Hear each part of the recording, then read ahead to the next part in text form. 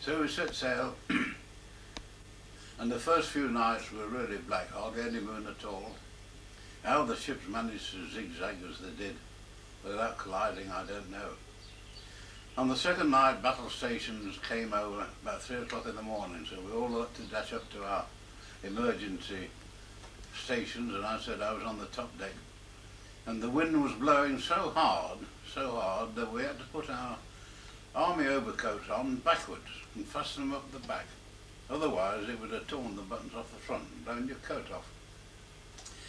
We'd been standing there about 4 minutes when Bill Salt said, "There he is. There's a submarine, look at him." Then somebody else, "What about that bugger over there, look?" And somebody said, "Look, I think we saw 7 submarines." My God, everybody was shaking in the... because there wasn't one at all. It was all imagination. And were we relieved when the order came down, stand down, the danger has passed. We went for 3 weeks, never saw a thing, weren't allowed to smoke on deck, couldn't light a match. And suddenly on the horizon we saw this terrific light. And as we got closer, look at that! Everybody went to the side of the ship, look at that! And there were electric lights. And it was Freetown in West Africa, all lit up. We went into Freetown harbour because the 3-funneler, the Empress of Russia, was a coal burner and she got to be bunkered. We were an oil burning ship. So the whole of the convoy turned into Freetown harbour. Now the voice of the OC troops came over the tannoy. He said, "Now when the bumboats come aside in the morning, you're forbidden to buy any oranges." A bumboat is a dugout boat from a tree trunk. The natives come out and they bring oranges and grapefruit and any other thing.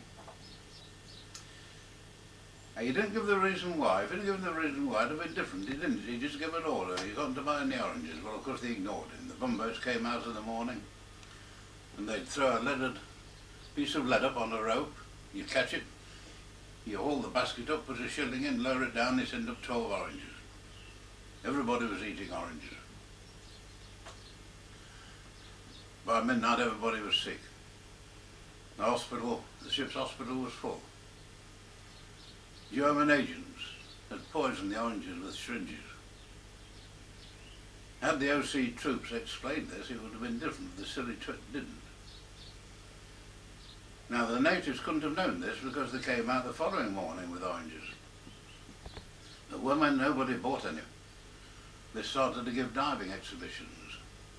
You throw a piece of money in the water and they dive for it.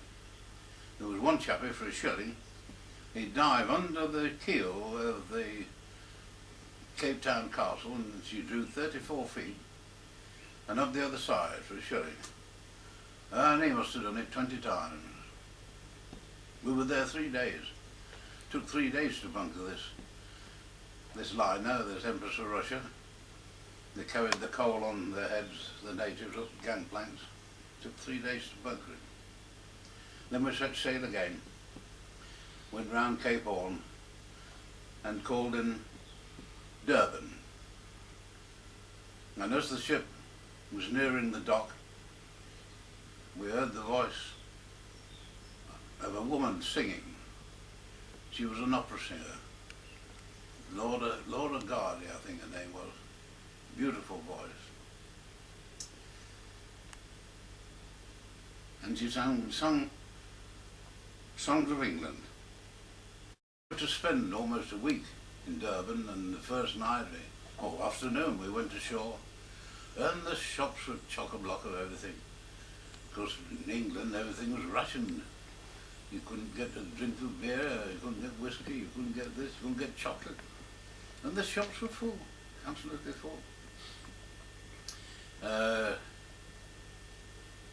Another soldier and I, we went down onto the Marine Parade, onto the front, and we sat on a seat. A beautiful place, Durban, and the temperature was about 80 degrees. This was November 1942. And as we sat on this seat, a Durbanite came and sat beside us, wanted to know where we came from, got quite interested.